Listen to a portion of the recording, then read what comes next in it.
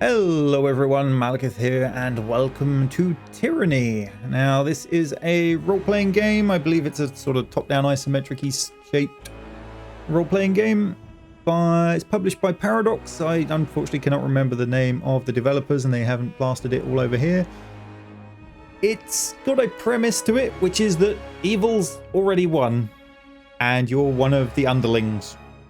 So just how evil are you going to be to try and keep the world in touch and in following the line and all that other fun stuff? I'm guessing you get the option to rebel, but you know, it's a choice game. You get to play it out how you wish, and so we're going to give it a go with that. Right, new game settings. What have we got? We'll just go with normal. Trial of Iron, that's going to be the Iron Man thing. If your party is defeated, the game ends, your save is lost. Probably not the best plan given that I'm doing a recording session, and if the recording breaks, I need to go back and play it again. And we definitely won't be going for expert mode. Hey, maybe next time.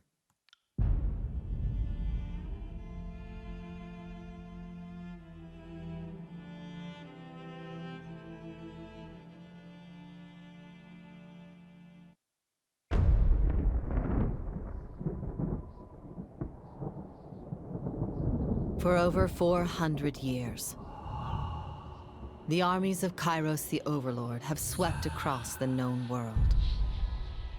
All who stood against them fell before their might. Even the Archons, women and men of immense power, were forced to kneel, chained to the Overlord's will.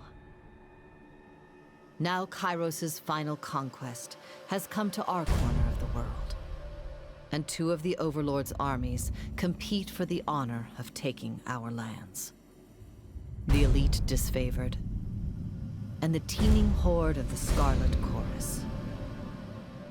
The voices of Nerat, spymaster and Archon of secrets, guides the fierce and undisciplined masses of the Scarlet Chorus. With each battle, the Scarlet Chorus grows stronger, as the defeated are given a simple choice: serve or die. Graven Ash, Archon of War and the Overlord's most loyal general, leads the disfavored. Though small in number, Kairos' ironclad legion has never met true defeat in open battle. Watching over the two generals is Tyranny, the Adjudicator, Archon of Justice, eldest of Kairos' minions. Tyranny brings Kairos' laws to newly conquered lands, aided by the Fatebinders, judges and executioners of the Overlord's laws. You were among the youngest of the court of Fatebinders when Kairos' armies came to our lands. How could we have known that the fate of thousands would rest in your hands?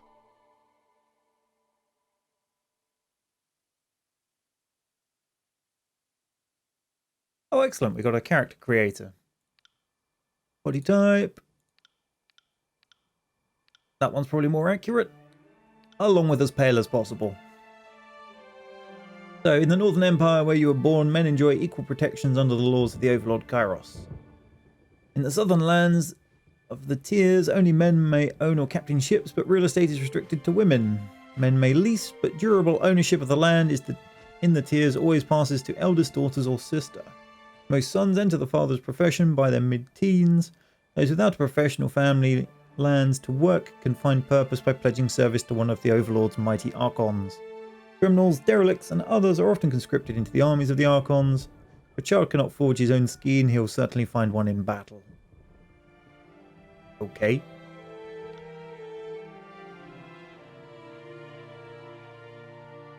I wonder how close to D&D this is going to end up striving. I'll try not to take too long doing this, but going to be stuck with it for the duration of the game. We may as well get it released reasonably how I would like it. On the lookout. Can't hear it over the music. We might have to turn the music down in a bit. We'll go with that one. Every day. Yeah, I'm not interested in tattoos. We want some epic facial hair. Seems stubble isn't an option, so we'll go with no.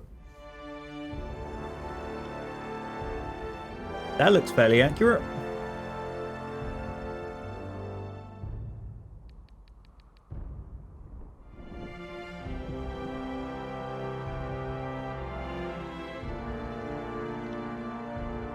Okay, history. Whoa, what do we want? Lawbreaker? I'm guessing that's like a thief. Yep, crime.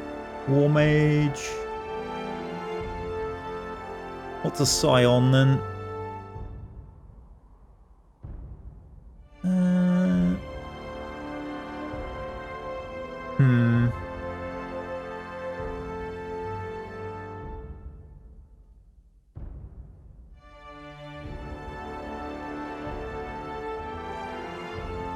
I'll go with Noble Scion. Alright, primary expertise. Ooh, atrophy spells. Sounds interesting, but not necessarily what we want. We'll go with Greatsword. Fusion ability, Sunder. This is very D&D-like.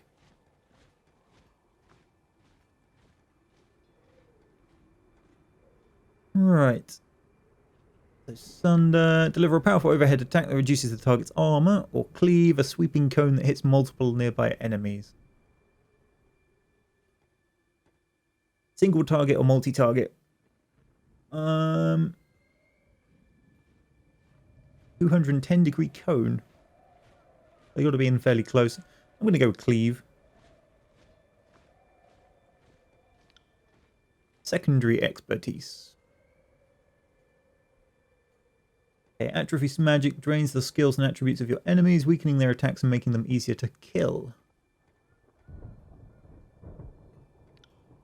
Sounds fun to me. And what's its range? 2 meters.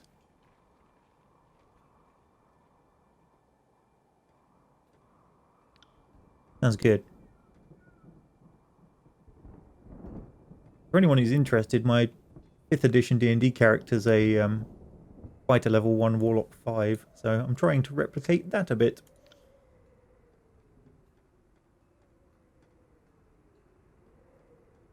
Alright, character colours. I mean, dark and evil seems legit. Where's this one go? That's the... Okay.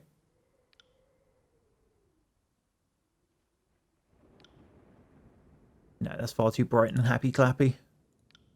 We'll go with black with blue trim. I think that's blue. I might be wrong. Colorblind. Way. Someone in chat, let me know if that's blue or not, because otherwise the comments are going to go mental.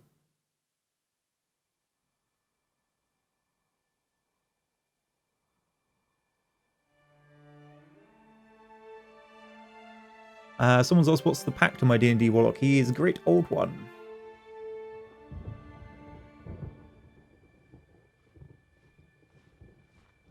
And has great fun with Mask of Many Faces, which makes you disguise yourself as anything you like.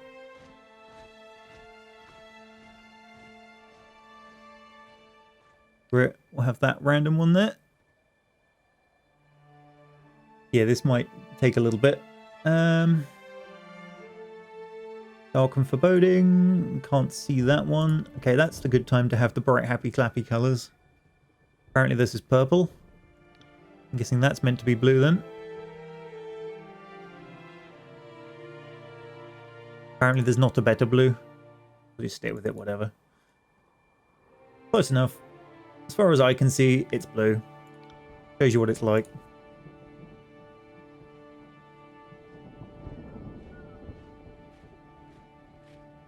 Hang on, wait. Someone said that is blue. We'll go with that one.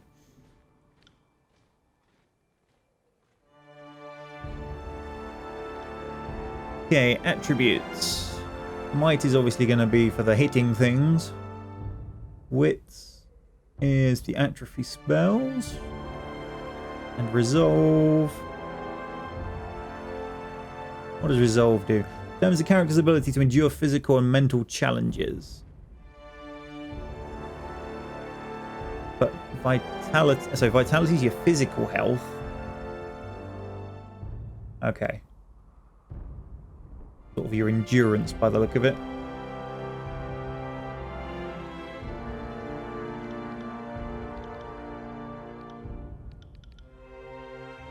Probably don't want to quite do that. Let's try that one. So we've got a primary and 2 secondaries, really.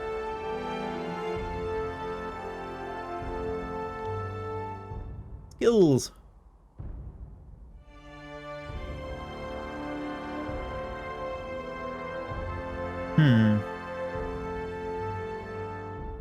Two-handed weapons. Given our great sword, I'll bump that up to 40. Lures your ability to decipher information. Athletics. Ability to intimidate or physically overpower somebody. Let's bump that up a little bit. Put lore up to 5. That's 25. I'm just going for round numbers. I don't know why. And then we have to break the OCD-ness of it and give 3 points to something. I can feel those people twitching now, and I just like it. Have fun. Feel the odd number. Bathe in it. Right. Select the conquest option will allow you to play through Kairos' conquest of the tiers. Choosing how your character was involved in the invasion, this gives you the most control over the starting state of the game and how other factions will react to your character. Basically, you got like a prologue. Sounds like a plan.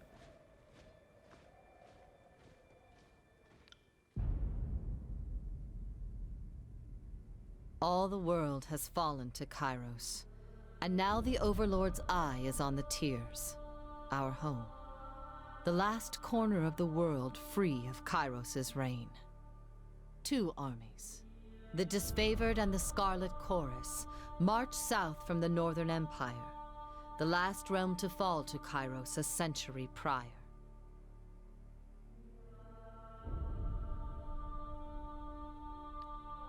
In the early days of 428, Kairos' armies arrive at the Gates of Judgment, the mountainous border that we Tiersmen so long believed unassailable.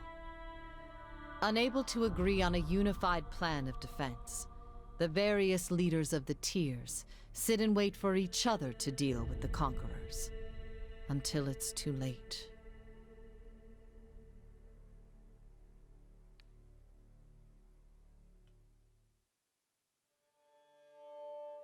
Okay. During the conquest, you'll decide your character's actions during Kairos' invasion of the tiers, shaping the world through which you will venture over the course of the game. Each choice you make affects your character and how major factions of the tiers respond to you. Your decisions matter. Choose wisely.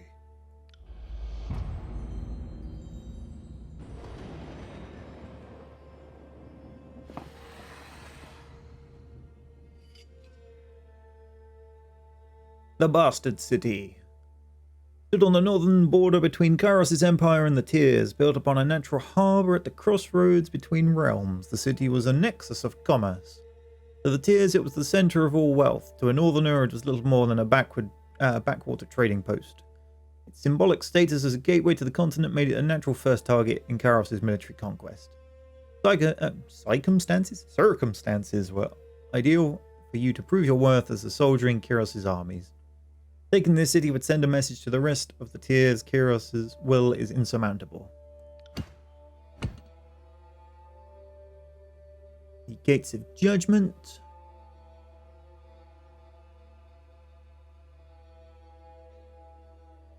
Select a token on the map to begin. So, we can infiltrate the Tiers. Both armies sent their forces to prepare the way, or Gates of Judgment. In the first major engagement of the war, Kairos' armies crossed the mountains and established a foothold. Go with that one, possibly. Okay, the armies of Kairos took the battle to the Gates of Judgment, trumpeting the opening call of the conquest of the Tiers. The two armies brought their distinctive sense of order and chaos to the assault. You went to the battle alongside the army whose approach best suited your strengths. You can go alongside the Disfavored or the Scarlet Chorus. So the regular, organised military army that might behave, or the Mongols, basically. So I think I will favour the Disfavored, ironically. A standing shield to shield with Kairos' ironclad elite, you advanced on the mercenary army purchased by the nobles of the Bastard City. The Legion wanted to send a message to the tiers that superior breeding and disciplined training would win the day. The Bastard City learned too late that the military is earned and never bought. The mercenary army quickly found themselves outclassed by the superior tactics and formation of the Disfavored. Those few who lived to the end of the battle were rounded up, the weak executed, and the strong enslaved to haul the army's wagons on the journey south.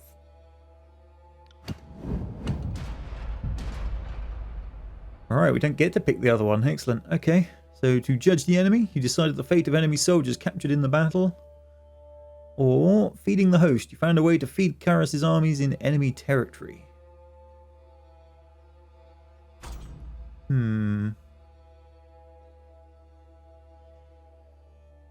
Against the optimistic projections, Disfavored and Scarlet Chorus made short work of the local defences. They did so well.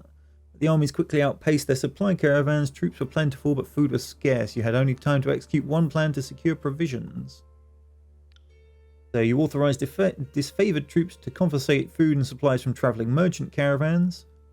The Tiers had already spent ignorant centuries glutting themselves outside of Kairos' law. Or you authorised the Scarlet Chorus to send their hordes out to pillage from farms and villages.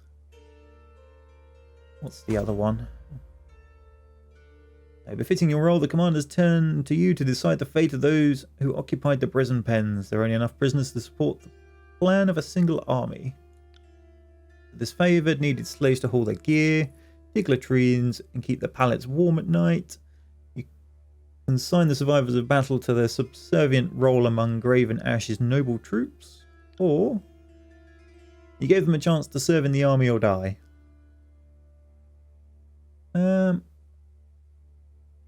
I'm going to go with this one and put them in the Disfavored again. In case you haven't worked out, I'm not a fan of the kind of conscript army thing. I'm sure it'll come back to bite me later. Wounded and demoralised by prior defeat, the soldiers of the Tiers put up minimal resistance to their new status in Kairos' military. The Disfavored enjoyed the luxury of putting others to work, but didn't allow themselves to grow soft. Turning away from menial duties and focused instead on rigorous training regimen that left them alert and eager for combat. He gave the Tiers slaves their first assignment, digging a mass grave outside the gates of judgment, where a cloud of flies marked the passage of Kairos' army.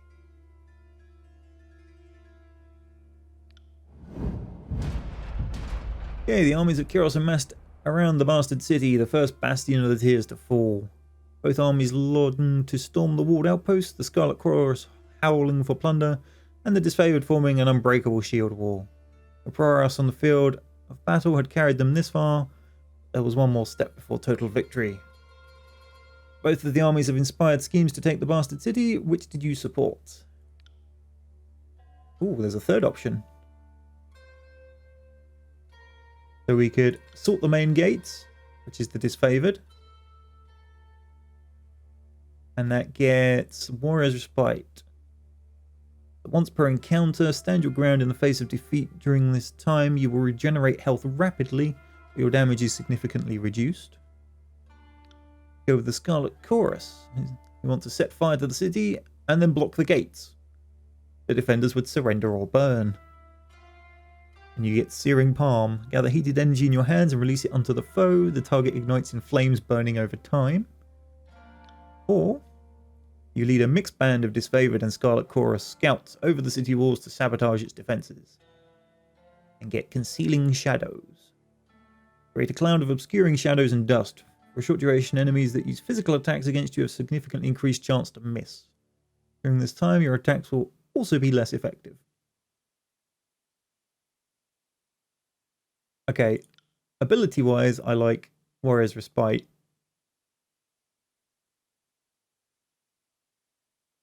Assault on the main gates doesn't seem particularly sensible. Plan-wise, I'd prefer to sabotage the defences, but I kind of want this ability, really. and the disfavored have had my my favor up until now. Might as well stick with it. With heroic courage and legendary determination, the disfavored battered the gates of the bastard city to splinters. That must take some doing. Those who fell under the consistent hail of arrows or cascade of boiling pitch left the battlefield temporarily, only to appear hours later as Archon Graven Ash's protection healed their numerous wounds. In time, the gates gave way and Kyros's forces spilled into the city walls, with resounding cheers of victory.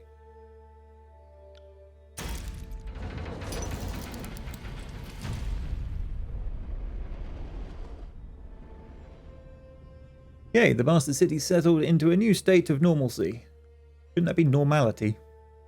With every tower displaying Kyros's banner.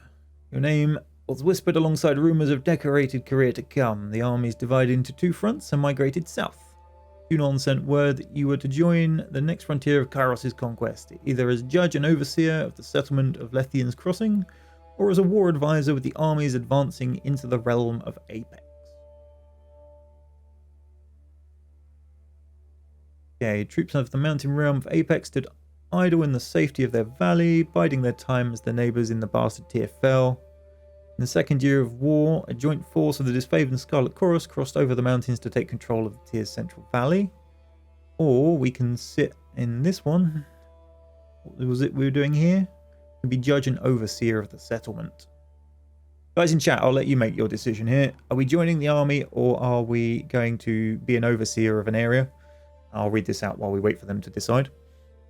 The deposits of iron made the settlement of Lethian's Crossing a strategic war asset. Kyros sent the forge-bound smith mages of exceptional skill to establish a flow of weaponry.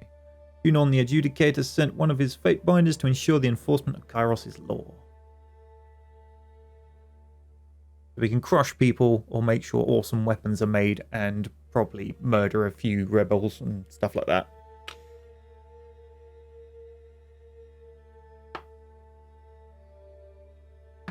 Wow, I'm going to need more drink with this much talking going on. Looks like we have 100% everyone wants me to be the overseer at Lethian's Crossing. I'm sure they just want to see someone lynched.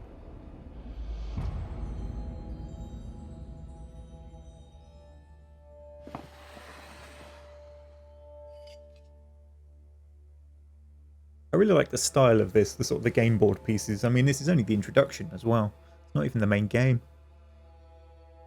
Years ago, Lethian the Bold founded a small merchant town at the intersection of ancient old walls. A pact between the settlers and a mercenary company meant that caravans were able to trade without fear of bandits or bane. The town thrived in modest insignificance. Lethian's Crossing drew Kyros's attention for the iron deposits in the surrounding hills. With the region under Kyros's control, the northern smith mages could set up workshops to refine ore and arm the disfavored with the finest weapons in the known world. Archon of Secrets dismantled the mercenary support with a generous bribe, taking the crossing in a bloodless victory. Tunon dispatched you to travel alongside Kyros's forces and bring order to the region.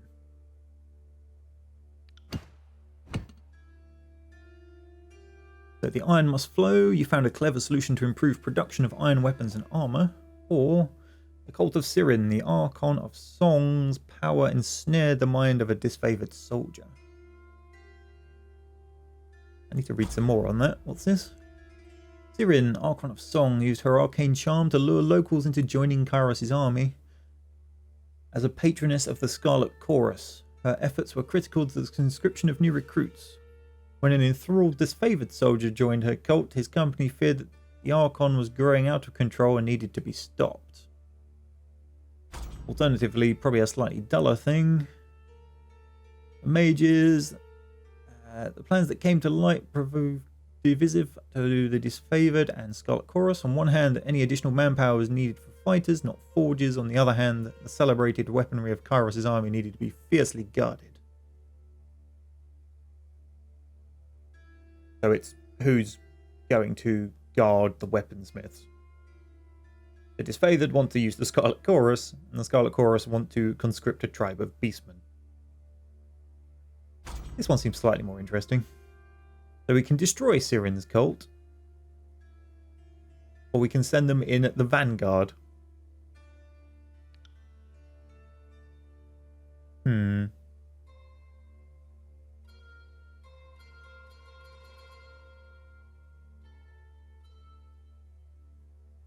This favourite demanded that the Archon of Song cease her recruitment practices and that they be allowed to violently subdue her cult of followers. The loss of soldiers was a significant setback to the Scarlet Chorus's conscription efforts. In response to your ruling, the Archon of Song departed your company in bitter silence, but not before releasing her arcane hold on the latest batch of recruits. The disfavoured remained obstinate that the dispersal of her cult continue as planned, hunting down the confused or memory-stricken innocents. They put to death those who they couldn't beat into obedience. The Scarlet Chorus barely restrained themselves from the indignity, which proved a major setback in their army's strength in numbers. I'm getting the feeling that picking one side over the other quite so religiously is going to bite me in the ass later. But it's probably what I would do, so I'm going to stick with it. Okay, who protected the city from the attacks of arcane predators? Or this one. Forge-bound mage swore allegiance to the Scarlet Chorus, creating strife between the armies.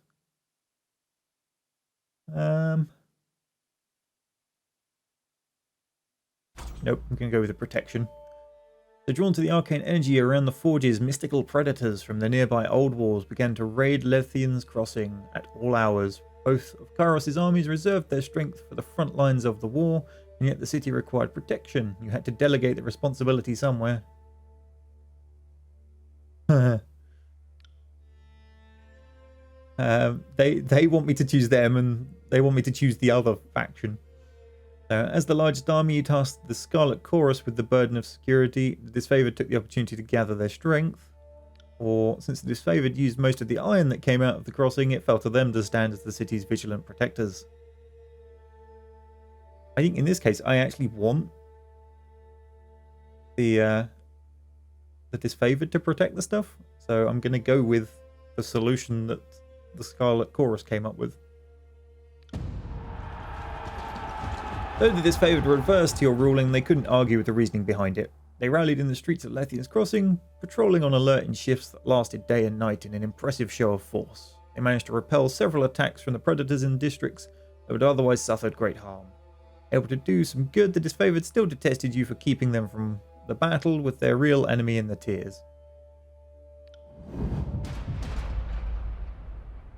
Alright, who controlled the crossing? Tragedy struck when a mercenary hired by the voices of Nerat injured a forge-bound artisan, leaving him unable to practice his craft. Tunon ordered the mercenaries to leave the city in the hands of Kairos' more responsible servants. Only a token garrison could be left behind while the armies returned to the front. As the disfavored and Scarlet Chorus showed increasing tension and hostility towards each other, Tunon decreed it best that only one force control the crossing. And we're going to grant it to the disfavored, because it gives them their weapons. Bit of an obvious choice, really, I think.